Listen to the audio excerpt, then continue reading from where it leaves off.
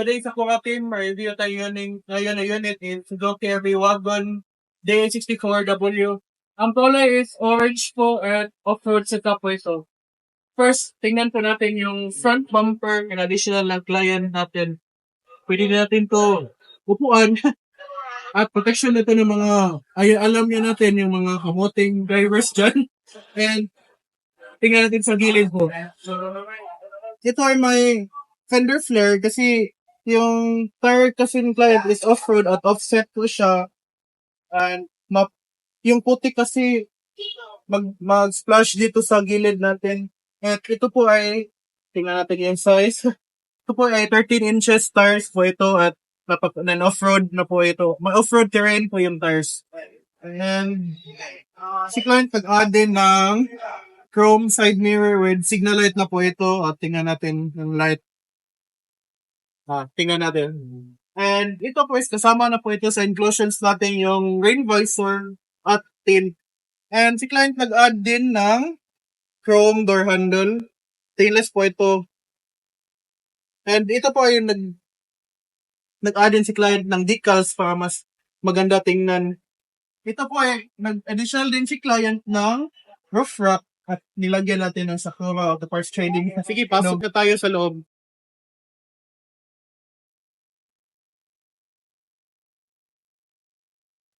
And napakaganda nito ng D64W is power window po ito lahat. Apat po at pati likod. May power retractable mirror din ito. Tingnan natin ang function.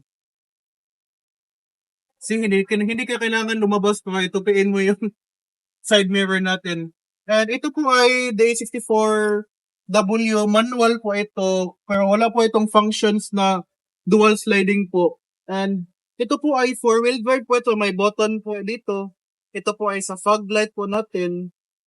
And ito po ay yung headlight level natin. Ito po ay high roof model. May overhead console po siya dito.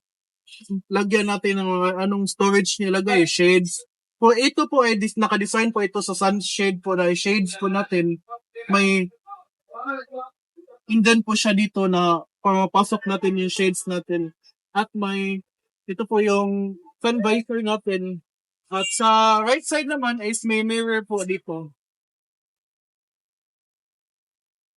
At ito po ay may console po dito. Lagay natin ng mga barya natin or kung anong ilagay niyo dyan. And sa second row muna tayo. Dito muna tayo sa second row.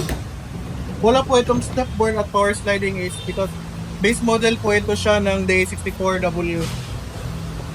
Tingnan nyo natin yung space at I'm 5'7" po at tingnan nyo marami kong electron dito at adjustable po ito sa mga Sakura Team. At tingnan natin.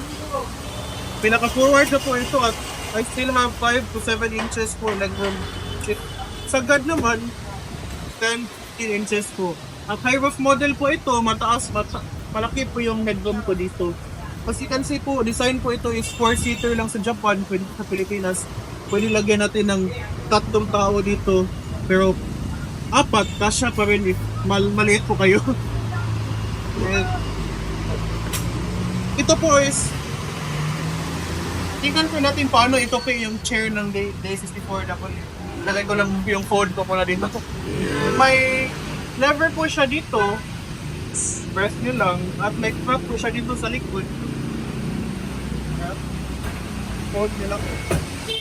Up. I-forward ko muna pala. Forward. Para after po siya sa floor. See? Flat siya tingnan. At may ilagay kayo na pwede din kayo mag-camping dito. Lagyan nyo ng airbed, mattress, kung ano po yung gagawin nyo dito. Ibalik ko po yun.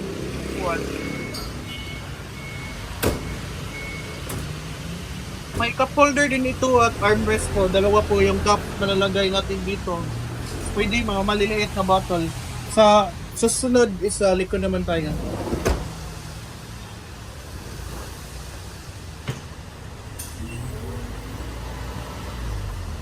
Ito po yung third row ng ating D64W. Tingnan po natin yung space, napakalaki. At si client tag-add siya ng individual seat dito at may storage po ito. Pwede rin natin upuan ng dalawang tao dito at napakaganda yung additionally client is naglagay siya ng bumper sa likod at may step board siya para hindi na natin kailangan mag-step ng bumper at last pa. Tingnan niyo, napaka-easy lang. And sa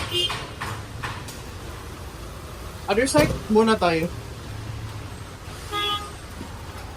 Same lang siya ng other side at hindi pa rin siya power sliding at same lang yung pagtupi ng chair dito. Ganyan lang din. May stop po siya sa likod.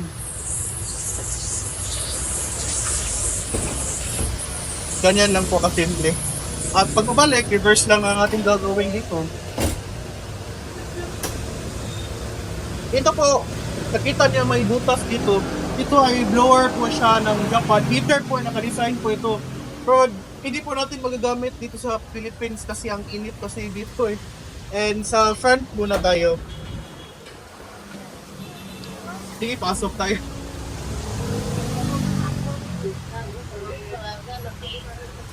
Ito po yung glove box natin. Malaki po yung glove box niya. Ito po yung 12 volt outlet natin. Ilagay natin ng mga charger. At itong Day64W is base model po ito. Yung aircon knob natin is manual lang po, hindi siya digital gaya ng mga ibang wagon natin. At manual transmission po ito. Ito po ay naka-install ng 7 inches touchscreen. Bluetooth po ay Android po ito.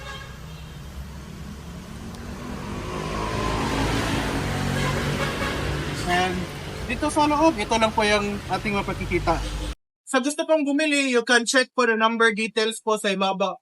And please visit our Facebook page, Sapporo Auto Parts Trading Inc. And please like and share po. Marami po kaming post sa mga ganitong units po na makaganda po. Tingnan nyo po. You can check it out and share po. And sa around Cebu po, you may visit our dealership po. We are located lang po at ilagay lang namin dito sa ibaba ng video. Thank you for watching po. God bless.